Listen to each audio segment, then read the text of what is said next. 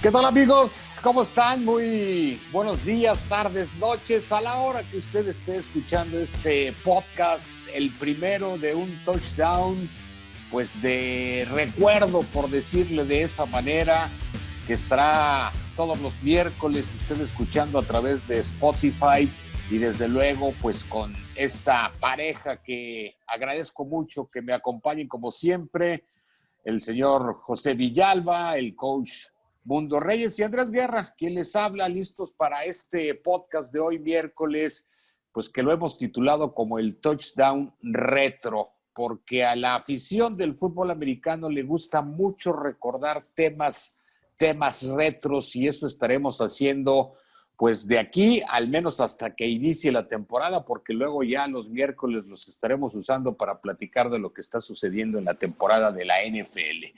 Saludo con mucho gusto al coach Mundo Reyes y desde luego después al señor Pepe Sports. ¿Cómo están, señores? ¿Qué tal, Andrés, Pepe, amigos? Un gustazo, como siempre, estar en contacto con ustedes. Y aquí estamos listos para esto que menciona Andrés, que es Touchdown Retro, donde estaremos platicando de la historia del fútbol americano. Más adelante tendremos oportunidad de platicar de muchas cosas, no nada más del fútbol americano en los Estados Unidos, sino también del fútbol americano en México, ¿por qué no? Y como lo decía Andrés, en cuanto inicie la temporada, pues estar platicando y hablando precisamente de eso, de la temporada de NFL. ¿Qué tal, Pepe? ¿Cómo estás? Buenas noches. ¿Cómo estás, coach? ¿Cómo estás, Andrés? Gusto en saludarlos también a todos los que nos están viendo y nos están escuchando. Me agrada el Coach Mundo, esos colores inmediatamente. Y el naranja y el negro. Siempre, desde que estaba con Auténticos Tigres, sé que hay algo que le atraía de los bengalíes de Cincinnati, desde el casco, y ahora veo aquí los colores. Perfecto. ¿Cómo ves, mi coach? ¿Cómo ves al señor Villalba? Muy bien, muy bien. Qué bueno que podamos darle gusto los colores que le gustan a Pepito con sus Bengals. Ahora tocó casualidad, ¿verdad? Traemos una camisa anaranjada y No como creo vamos que a sea hablar de la casualidad. NFL, pues como vamos a hablar de la NFL, pues me puse mi gorro de NFL y mira, dio la combinación perfecta.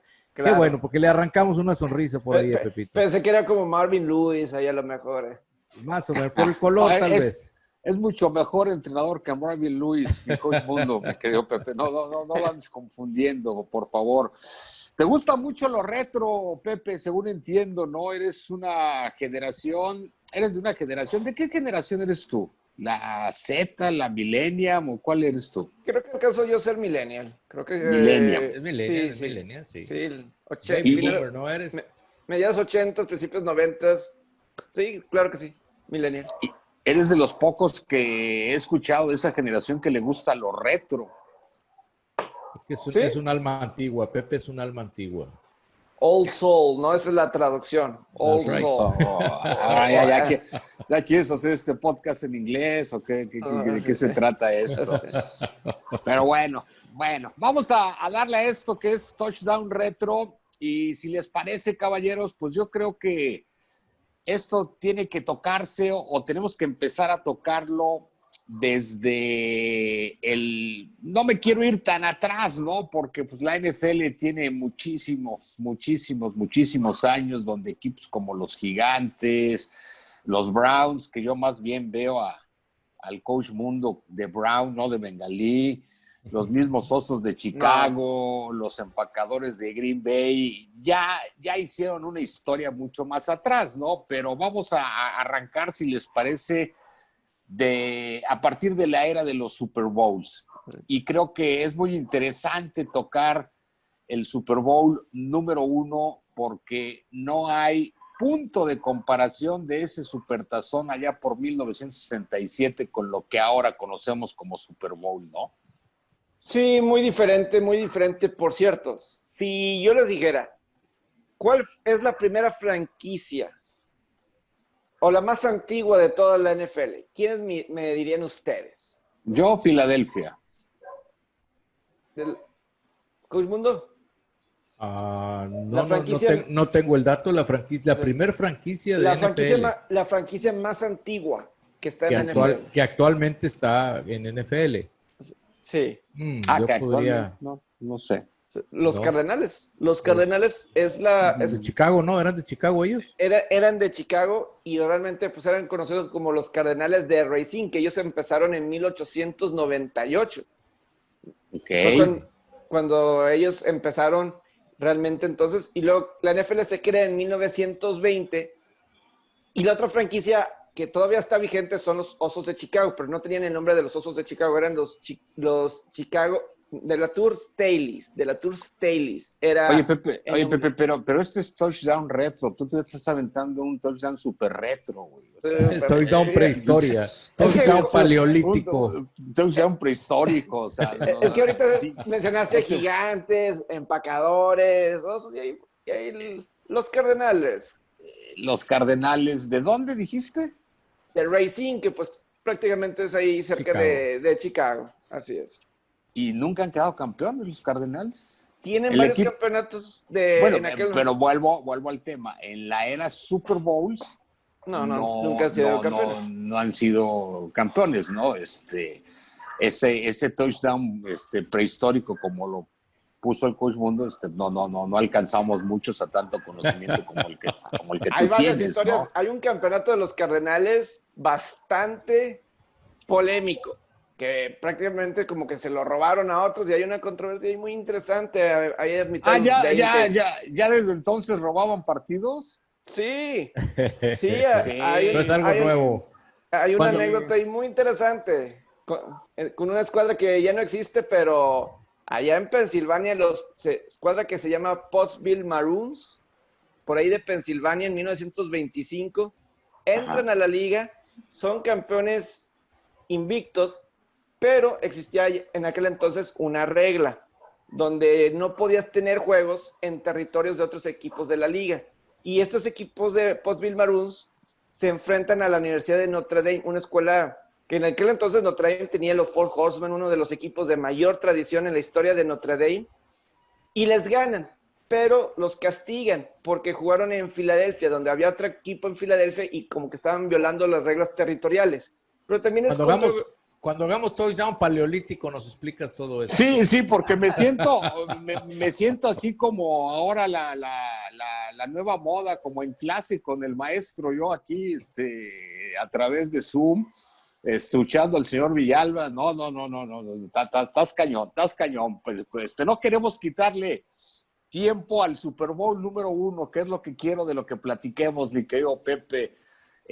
Yo sé que en tu cabeza traes una serie de historias y que las iremos aprovechando, ¿no? Porque tu conocimiento, pues la verdad es bastante vasto, pero no es momento. No es momento el día de hoy. Y felicidades, mi querido Pepe, porque habrá gente, ¿no? Que vaya a decir, no, pinche Pepe les puso una friega al Coach Mundo y al pinche Guerra. No lo dejan que se explaye. Sí, que no. Claro que sí lo vamos a dejar que se explaye. Además, ustedes le ven la cara de felicidad, le van a ver la cara de felicidad. Pepe está contento con nosotros, ¿o no, mi querido Pepe? Totalmente. Y pues sí, me emocioné un poquito. Demasiado. Vamos a platicar de ese. Es que yo quería darle ese enfoque, ¿no? El Supertazón al día de hoy, todo mundo sabemos lo que es. Aficionados y no aficionados a este deporte están esperando siempre el Supertazón por distintas razones. Pero la verdad es que el Super Bowl número 1 no era nada comparado, a lo que al día de hoy es, ¿no? Y definitivamente hay algunos datos y anécdotas de ese Supertazón número 1 que se jugó en 1967 entre Kansas y el equipo de Green Bay, que al escucharlas usted mismo se va a sorprender porque pues de entrada no se sabía ni cómo se iba a llamar ese juego de campeonato, ¿no? De entrada no se llamaba Super Bowl. Es correcto. No se llamaba Super Bowl. El Super Bowl fue una idea de Lamar Hunt. Lamar Hunt lo llamó el Super Bowl, pero no se llamaba así oficialmente. No quisieron llamarle así. Pete Rozelle, que era el comisionado de la NFL, no le gustaba el nombre y le ponían otro tipo de juego de campeonato y campeonato del mundo y una serie de nombres, pero fue la prensa que finalmente le gustaba mucho el nombre de Super Bowl y empezaron a llamarlo Super Bowl, aunque no fuera el nombre, todo el mundo empezó a llamarlo Super Bowl, de tal suerte que el comisionado Pete Rozelle no tuvo más que aceptar y llamarlo Super Bowl. De hecho, el primer nombre pues era The World Championship of Professional Football. Entre la AFL y la NFL. Ese, para los primeros 2 Super Bowls, ese era el nombre oficial. Y pues el mismo dueño de los Jefes de Kansas City, con su dueño, Lamar Hunt, que también fundador de la misma liga de la AFL, pues su hija tenía de juguete favorito una de estas pelotas que rebotaban bastante. Seguramente ustedes, Coach Mundo y Garra, jugaron mucho con esas pelotitas que botaban así ¿A poco tú no juegas con pelotas, güey? Pero no esas, me tocó una que otra. ¿Con cuáles? Ya estaban ¿Cómo que no esas? ¿Con cuáles juegas? Ya estaban al fin, ya estaban escaseando en aquel. Creo que ahorita no existen esas pelotas súper rebotando. Todavía existen, Pepe, todavía existen. Sí, claro, se llamaban el Super Bowl. Super Bowl. Como Bowl, ¿verdad? Con A y doble L. Pero fue el juego de palabras y ya lo adaptaron a Super Bowl. Es correcto, y no sé si por ahí también existía la posibilidad, se decía que el partido querían algunos ponerles como el Big One o The Game, y finalmente se obtuvo en los primeros 2 supertazones, como decía Pepe, el título que le pusieron, ¿no? Sí. Así es. Coach, corrígeme, el Michigan Ohio State, ¿cómo le dicen? ¿The Big Game o The Game? Es The Big Game, ¿no? El de Michigan. The Big Game. The Big Game. Sí, es el juego de la rivalidad que existe entre Michigan y Ohio, pero lo que decías, Andrés, es cierto, no se parecía absolutamente nada lo que era el Super Bowl en aquel entonces a lo que es el Super Bowl en la actualidad. Datos interesantísimos que arrojan los números en cuanto a lo que significaba un Super Bowl. Recuerdo que en el Super Bowl 1, uno de los datos que me llaman la atención y me impactan es que 30 segundos de comercial en televisión, que dicho sea de paso, fue el primer Super Bowl que fue dividido entre las 2 cadenas NBC y CBS. Sí. Las 2 lo transmitieron, pero costaba $42,000 30 segundos de comercial. Sí, en el Super Bowl, sí. En el Super Bowl 54 que acaba de realizarse en Miami, 30 segundos de comercial costaron $5,600,000. Esa es una diferencia abismal para los $42,000 que costaba 30 segundos de comercial en aquel entonces del Super Bowl 1. El boleto para entrar al Super Bowl 1, que también, dicho sea de paso, es el único Super Bowl que no se ha llenado el estadio, el Coliseo de Los Ángeles. El boleto costaba $12 y la gente determinó que era demasiado caro, era una locura pagar $12 por un boleto, y el estadio se llenó como en un 60%, 65%. De hecho, sí, dale, Pepe, dale. Lo que hicieron para las cámaras de televisión es que les dijeron a los aficionados que se centraran para que hicieran una mejor apariencia para las mismas tomas en televisión. Muy, muy interesante cómo en aquel entonces no generó tanta expectativa. ¿Cuánta gente le cabía al estadio? 90 y tantas mil gentes, ¿no? Pues el Coliseo siempre ha sido... El viejo Coliseo de Los Ángeles. Sí. El viejo Coliseo. Y entraron cerca de 60,000 aficionados. Uno pudiera decir, oye, 60,000 aficionados, pues es una gran cantidad, pero para un estadio como el de Los Ángeles, el Coliseo, pues realmente era nada más un puntito negro, ¿no? Y eso que dices, mi coach, respecto a la situación de que fue transmitido el partido por 2 cadenas, se da por el tema de que una cadena, si mal no recuerdo, NBC transmitía la AFL, los partidos de la AFL. Así es. Y CBS transmitía los partidos de la NFL. Entonces, para empezar, desde ahí tuvieron que decir, a ver, pues, ¿quién va a transmitir? Pues yo tengo los derechos, no, pues yo tengo los de acá, pues no nos hagamos bolas, y pues que cada quien transmita. De hecho, es el único supertazón que se ha transmitido así de manera conjunta entre 2 cadenas televisoras, porque de ahí en adelante, pues han sido ya por derechos pagados y todo, ¿no?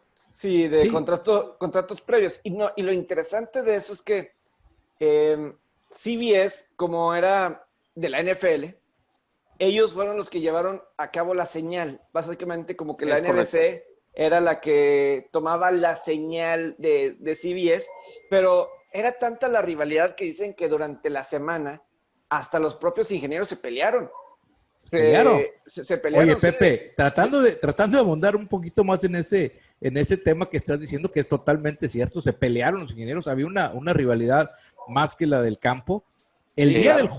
del juego, estaban los dos camiones, las unidades móviles de cada una de las cadenas televisoras y tuvieron que levantar una barda en medio de las dos. Al Increíble, pero estilo es Donald cierto. Trump, así es.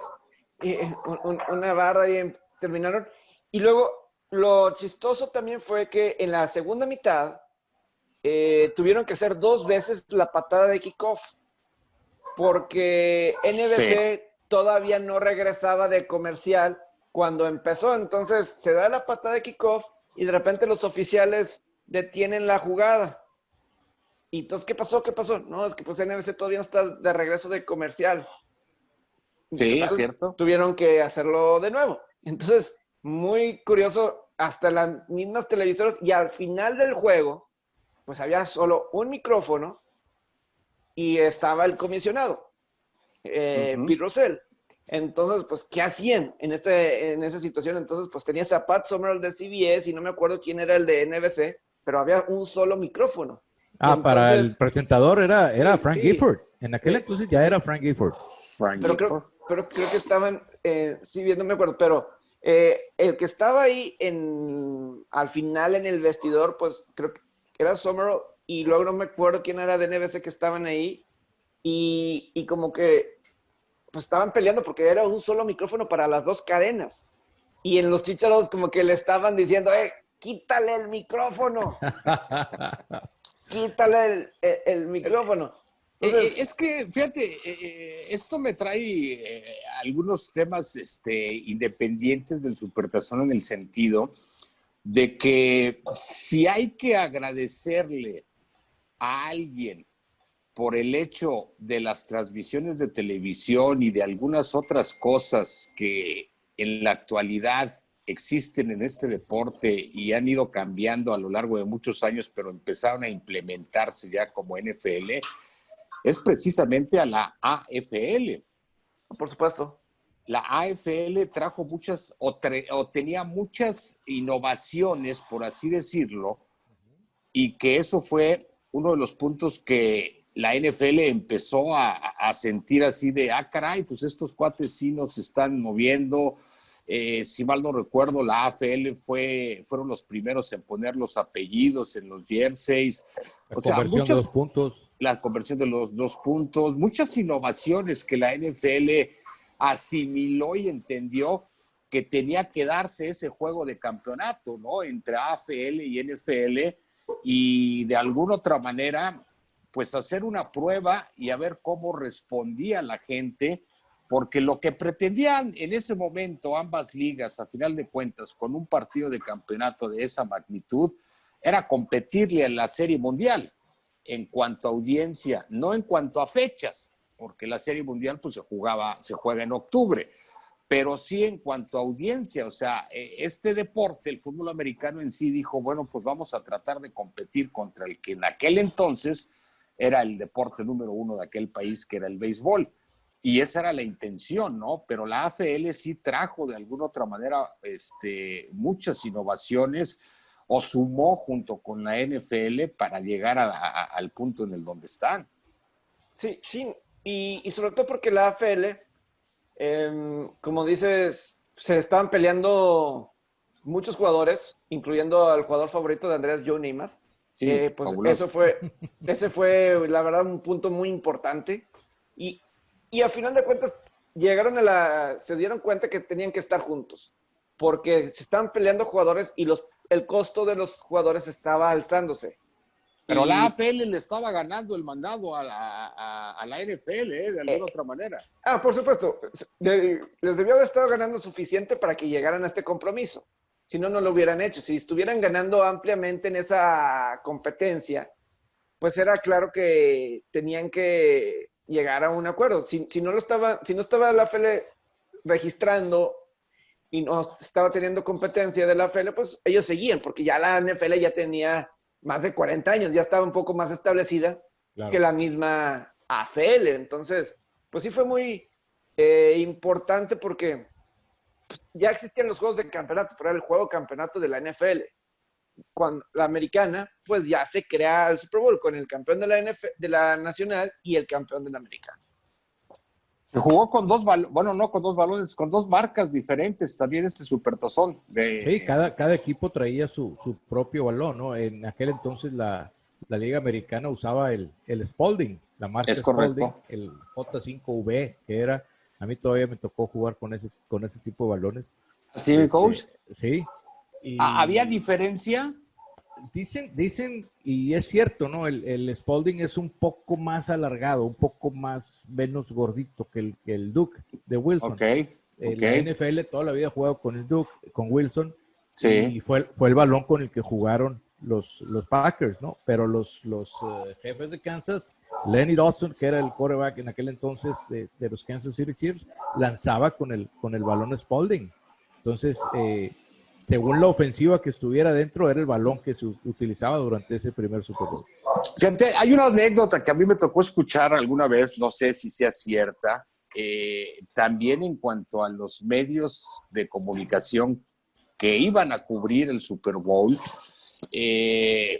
pues casi hasta les regalaban las acreditaciones o les regalaron las acreditaciones, o sea, porque pues como era un primer evento, por todo lo que estamos platicando, pues no había mucha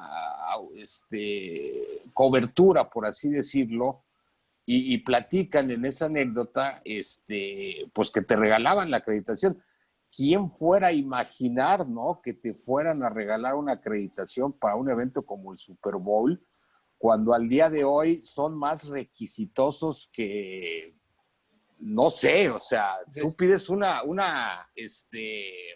¿cómo se le llama? Una acreditación al día de hoy para el Super Bowl y te preguntan hasta qué tipo de sangre eres, cabrón. No, pero lo primero que te preguntan es si eres de México y entonces ya te metiste en problemas. Bueno, sí, ahora sí, dices que eres de México. Nuestro compañero nos acomodó muy bien ahí en esa situación. Sí, no, y te preguntan a qué tipo le vas para ver qué jersey te vas a volar y no sé qué tantas cosas. Pero sí, en aquella primera ocasión de aquel Super Bowl del 67, estaban regalando las acreditaciones, mi querido Pepe. Sí, digo, es que pues, era el primer supertazón y tenía, la NFL quería causar ruido porque pues sí, era este magno evento y era, ok, ya estaban ellos de acuerdo de que se iban a unir oficialmente en 1970. O sea, como que ya era, ok, nos vamos a unir oficialmente en el 70, porque pues en aquel entonces, por ejemplo, equipos como los Acereros de Pittsburgh, como los Potros de aquel entonces de Baltimore, los mismos Browns de Cleveland, ellos estaban en la NFL, en la nacional, vamos a ponerlo de esa forma, y para el 70 ellos se cambian a la americana. A la americana, porque pues así lo estaban nombrando, incluso para llegar a ese Supertazón 1, ya estaba bien fuerte la rivalidad entre Green Bay y Vaqueros de Dallas. Sí, es el equipo al que le ganan el campeonato, de hecho. ¿Sí? ¿No fue el del tazón de hielo? Ese fue el año que sigue, en el 67. Ese fue el siguiente año, pero el juego que ganan los Packers para ganar el campeonato de la conferencia de la Liga Nacional de Fútbol es en contra de Dallas, precisamente. En el Cotton Bowl, se jugó ese partido en el Cotton Bowl con Don Meredith de quarterback de los Vaqueros y fue una jugada al final, Meredith saliendo rolado, donde lo están tacleando atrás de la línea de scrimmage, saca un pase ya al final, pero estaban como en la yarda 1 y 2 y no sé si Herb Adderley o uno de ellos se queda con el balón, pero sí fue un partido bastante emocionante y sobre todo, si pensamos que el head coach de Green Bay, Vince Lombardi, y el head coach de Dallas, Tom Landry, que pues eran coordinadores juntos con los Gigantes de Nueva York. Con los Gigantes, así es. A finales de los 50, entonces estoy seguro que... Y había tanta rivalidad natural entre Green Bay y Dallas, que es desde la cuestión del draft. porque pues Dallas tenía a Tex Ram y toda esta computadora para analizar el draft y todo eso. Tex Ram era el dueño de los Vaqueros de Dallas. Y sí. El gerente. El gerente, perdón, sí, cierto. Y luego como un scout como Gil Brandt, que crea esto de la computadora, y por ahí del draft del 65, ya estaba tanto la rivalidad y pues Vince Lombardi, más vieja escuela, o no sé, y pues Dallas con estas innovaciones para scoutear. Había el draft, y en aquel entonces como que el draft no había tiempo límite, tampoco era en abril, no había tiempo límite. Y entonces como que Dallas iba a elegir a un jugador, y este jugador como que necesitaban hacerle unas pruebas médicas antes y entonces tuvieron que esperar. Y entonces como que la anécdota dicen que iba pasando Vince Lombardi o algo así y dicen que se les trabó la computadora o qué. Entonces ahí jugando, entonces esa rivalidad de Lombardi con el mismo Landry, empacadores de Dallas, pues fue parte importante ahí sí de los 60s en la misma liga. Claro, claro. El juego como tal quizá no fue lo más espectacular, definitivamente. Es más, yo preguntaría, y la voy a dejar ahí en el aire como pregunta mientras hacemos la primer pausita, ¿realmente qué fue lo espectacular del primer Supertazón? O sea... La historia de Max Magee. Eso sí, es lo más espectacular. Magee, la historia de Max Magee es lo mejor de ese Super Bowl. Y ahorita regresando al corte podemos platicarlo porque la platicamos. Max Magee en toda la temporada atrapó 4 pases. Sí, no, y aparte... Y en el Super Bowl hay quienes piensan que Bart Starr no debió haber sido el MVP, pero ahorita lo platicamos regresando. Lo platicamos, hacemos la pausita y regresamos, claro que sí, no se va. Bueno, pues estamos ya de regreso y listos para platicar lo que decía Pepe, y el Coach Mundo también lo reafirmaba, que lo más espectacular de este Super Bowl como juego y como parte de los dos equipos, pues fue lo de Magee, ¿no? Sí, definitivo, la historia de Max Magee, que ya era un jugador todo veterano, número 85 de los empacadores, pero le gustaba la fiesta al buen Max Magee, le gustaba la fiesta, que a veces cuando dicen en la antigüedad es que los jugadores se la bañen, que se van de fiesta, etcétera, eso siempre ha existido, eso siempre, o sea, a final de cuentas, no me acuerdo la edad de Max Magee en enero de 1967. Tenía 31 años. Sí. No era muy grande de edad. No, pero en el mero apogeo de la fiesta, mi coach. Pero ya era veterano en la liga. Sí. Pero pues, Vince Lombardi no lo había utilizado mucho en la temporada, lo acabas de comentar. Había atrapado 4 pases en toda la temporada. 4 pases en toda la temporada. Entonces, pues él no pensaba que iba a jugar el Super Bowl. Fue una jugada 3 cuando se lastima el titular. Sí. En la tercera jugada del partido se luxa el hombro el receptor titular, una separación de hombro, tiene que salir, entra Max Magee. Pero a Max Magee como que volteaban a la banca y el tipo estaba sentado tomándose un clamato, ¿no, mi coach? O sea, entra Max Magee y nadie esperaba, pero absolutamente nadie esperaba que Max Magee se iba a convertir en uno de los héroes de Green Bay. Estaba crudo. Literal. Sí, por eso dije lo del clamato. Literalmente estaba crudo, porque estaban en Los Ángeles. Al final de cuentas estaban en Los Ángeles, estaban en Hollywood. Y ese día, esa noche previa, le habla Paul Hornung en el teléfono. Le habla, hey, estoy aquí con unas chavas, vente. Y Hornung, no, pues tenemos que dormir, etcétera. Hornung se quedó. Paul Hornung, este corredor, excelente corredor, ¿no? De aquella época de los empacadores. A ver, deletré el apellido porque a lo mejor por eso estaba con unas chicas. Hornung. Paul Hornung. Andaba Hornung. Andaba Hornung. Ya. Andaba Hornung el muchacho. Y entonces Magee se salió tal cual. Y hay que recordar que en aquel entonces el Super Bowl era a mediodía, a media tarde. Fue a las 4 de la tarde, creo. Sí, no era en la en la tarde a las 6. Entonces, él va llegando, como cuenta la historia, a las 7, 8 de la mañana. 7, 8 de la mañana. Maggie va llegando al hotel todo crudo y de que vea Barstar y todo eso. Y pues, ¿de dónde vienes? Va a estar el quarterback y pues obviamente estaba, pues, no durmió, no todo. Claro. Y lo que le estaba comentando a sus compañeros, o sea, él no estaba esperando jugar. Exacto, es que ese es el punto, Pepe. O sea, todo eso que tú estás platicando, pues Magui lo hizo porque él nunca se imaginó que fuera a tener una jugada en el Supertazón 1. Y entonces dijo, pues yo voy a agarrar la fiesta aquí, ustedes salgan a jugar. O sea, atrapé 4 pases en toda la temporada, hay 2 más adelante que yo. O sea, de que juegue yo necesitaría que sucediera una tragedia, y la pinche tragedia sucedió, y crudo, como dices, pues tuvo que entrar al campo y fue una historia interesante, ¿no? Sí, no, y por ejemplo, como dice, Boyd Dowler era el receptor titular, se separa el hombro bloqueando y entra al hall y pues la verdad Max Magui pues estaba crudo, estaba simplemente, y entra al hall y pues la verdad estaba completamente desorientado. Entró al hall y los compañeros le dijeron, saca los cacahuates, cabrón. Sí, porque apestaba alcohol.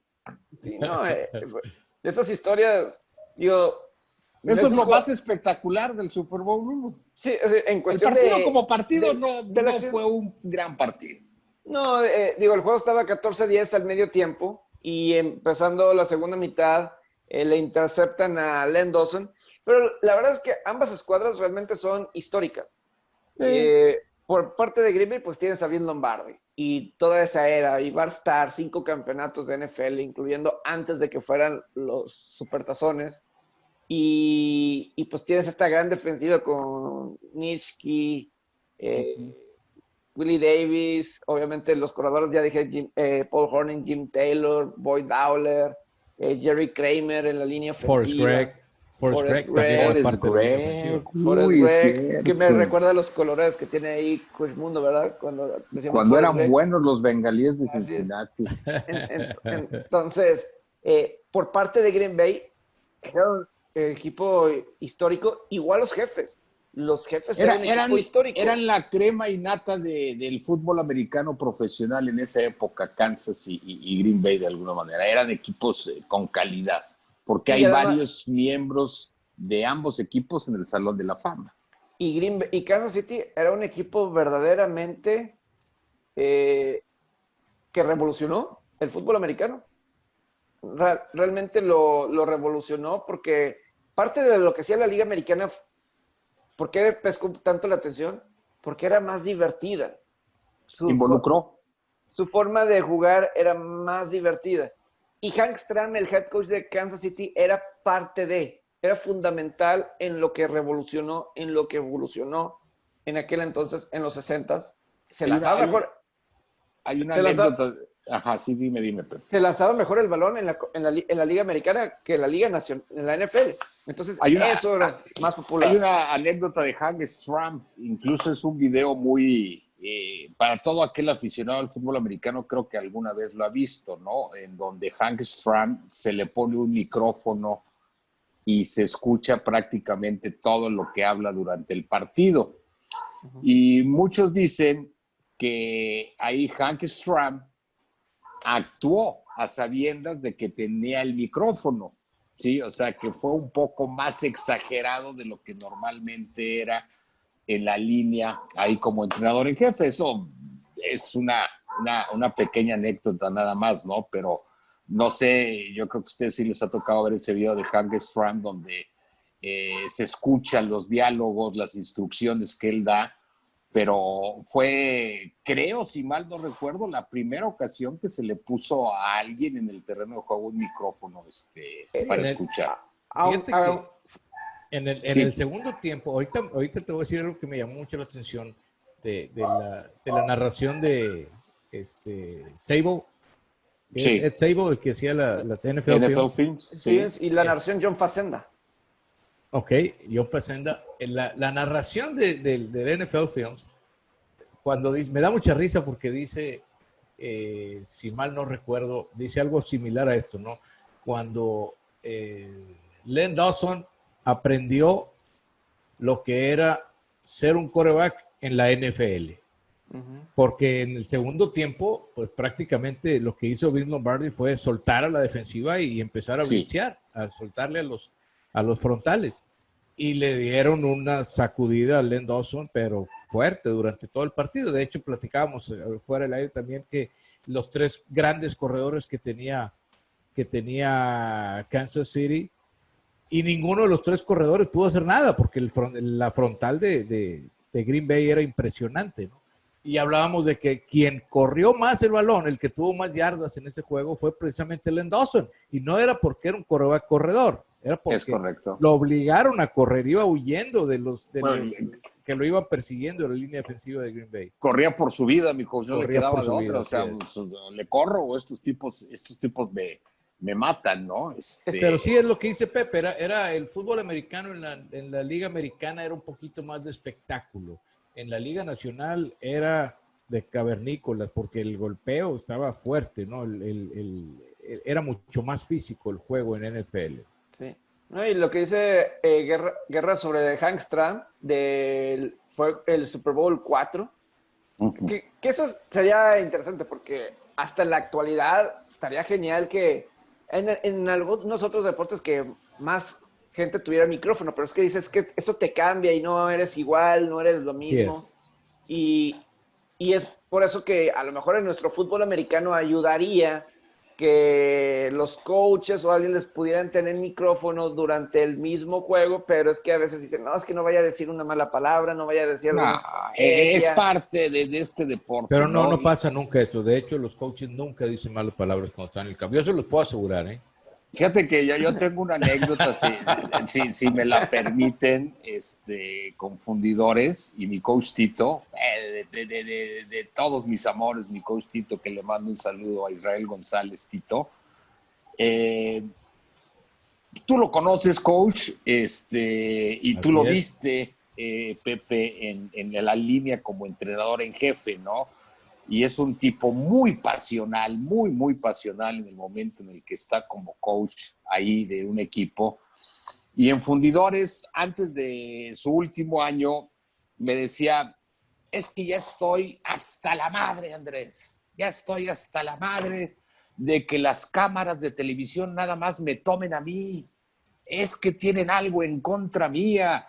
Chingado, se acaba el partido, ganan los otros, y con el primero que se van es conmigo. O sea, están en contra mía, algo traen en contra mía, Andrés.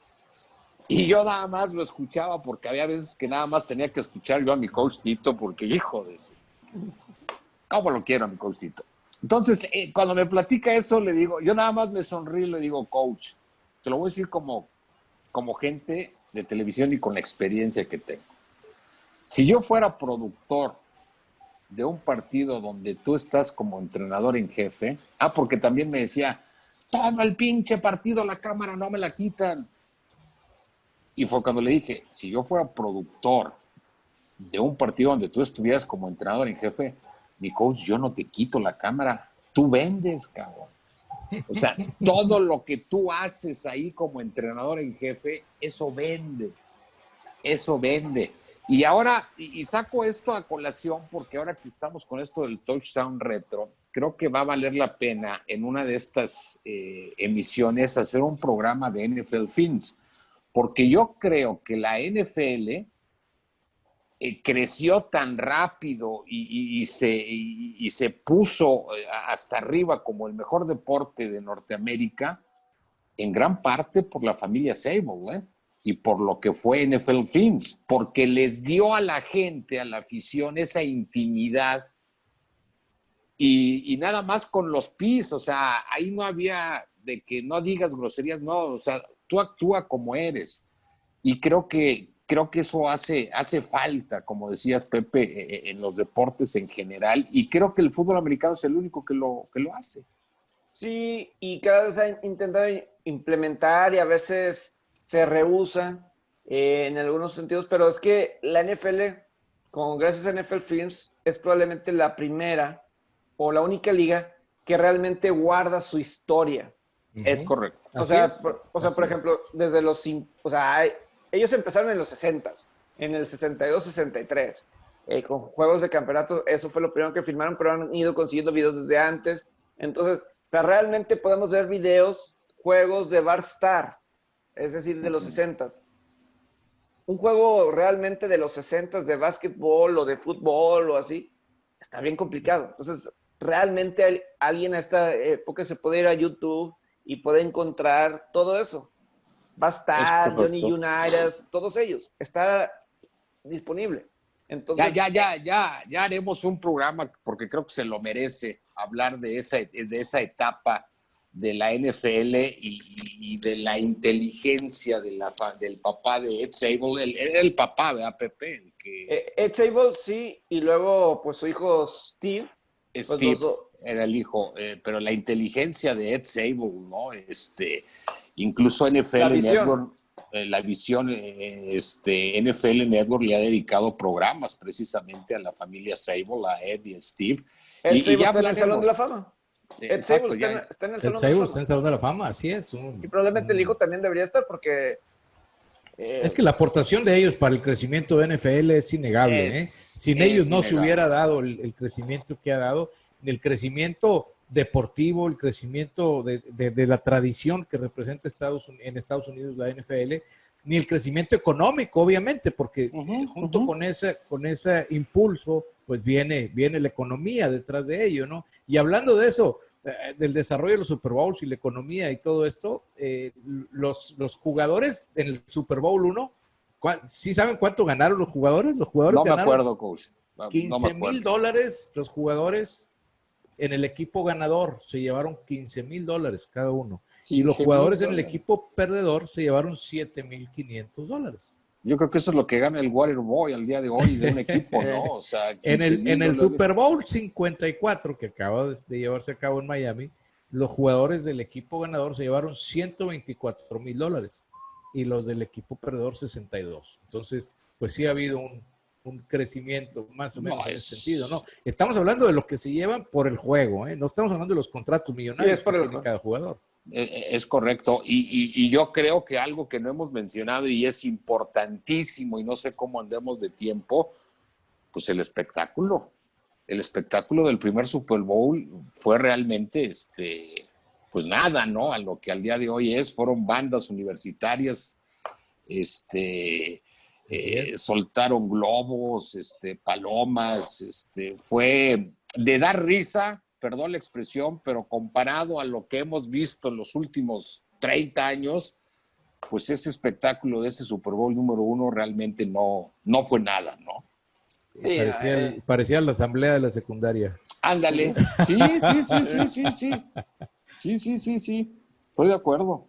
Las bandas musicales que, pues, obviamente hasta Michael Jackson, ¿no? Como ya lo habías mencionado, ¿no? 30 años y cada vez espectacular. Digo, siempre va a ser un punto antes y después lo de Michael Jackson. Y ya cada quien va a tener su gusto ¿Cómo debería ser el medio tiempo incluso? Hay mucho tema para hacer muchos episodios retros porque hablar de los... Hay que dedicarle un episodio completo a los espectáculos que ha habido, ¿no? Y el cómo han ido cambiando y transformando. Ahorita toco el tema porque estamos haciendo el touchdown retro del Super Bowl número 1, de todo lo que ha habido, de las cosas que han cambiado, como lo ha señalado el Coach Mundo, pero también va a haber oportunidad, yo creo que en algún momento, de hacer uno de los espectáculos, porque al día de hoy salen por ahí del finales de enero no sé cuántos millones de aficionados extra al fútbol americano, que en toda la pinche temporada nunca se sentaron a ver un partido, pero nada más anuncian quién va a estar en el Super Bowl en medio tiempo y dicen, hay que verlo. Es que esa es parte de la mercadotecnia de NFL, de eso se trata. Se trata de jalar aficionados nuevos. Fíjate que hace algunos años, no recuerdo cuál Super Bowl fue, pero cuando estuvo Katy Perry en el medio tiempo, se juntaron aquí en mi casa, que es la casa de ustedes, gracias, amigos de mis hijas. Y algunos de ellos jamás habían visto un juego de fútbol americano, pero vinieron a ver el Super Bowl con mis hijas porque hicieron una fiesta aquí y todo, eran como 15 o 20 chicos, algunos de ellos nunca habían visto un juego, pero querían ver a Katy Perry en el medio tiempo. Entonces se quedan, ven el juego, ven a Katy Perry y se quedan viendo el final. Impresionados con el juego, con el fútbol americano. De hecho, creo que fue uno en el que participó Denver. No recuerdo. La de Katy Perry fue el de Nueva Inglaterra, Seattle. Y hubo una persona que nos habló que nos Nueva Inglaterra, Seattle. Bueno, déjame decirte esto, nada más para cerrar mi comentario.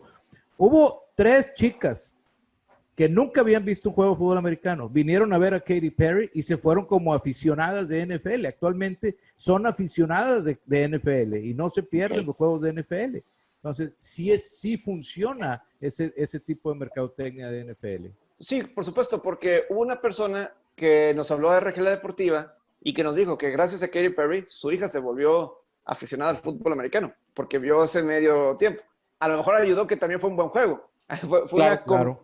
Fue una combinación pero claro, o sea, cuando fue todo esto de Jennifer López, este pasado Super Bowl y obviamente Shakira, pues, muchas chavas que nunca te hubieras imaginado el fútbol americano estaban interesados en ver el medio tiempo. Entonces, yo creo que lo que volvió internacional el Super Bowl fueron los medios tiempos. Para mí lo que lo volvió internacional, y voy a decir internacional fuera de Norteamérica, o sea, no voy a incluir a México, pero yo creo que lo hizo mucho más grande. Es decir, llegó mucho más lejos el Supertazón gracias a los medios tiempos. Sin los medios tiempos sería exclusivamente de la gente de fútbol americano.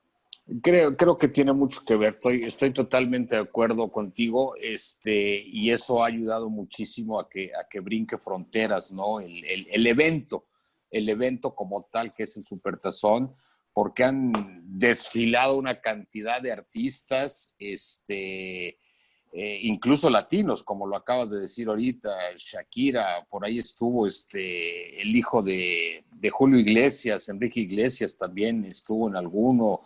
Es un tema también muy, muy, muy interesante el de la hermana de Michael Jackson también, que nos mostró sus habilidades. Sí, para cantar. Que sabía bailar muy bien. Fíjate que a mí me tocó estar en el estadio, coach, en ese. Yo no tuve pantalla, entonces, pues, por más grande que estuviera el espectáculo, no alcancé a ver.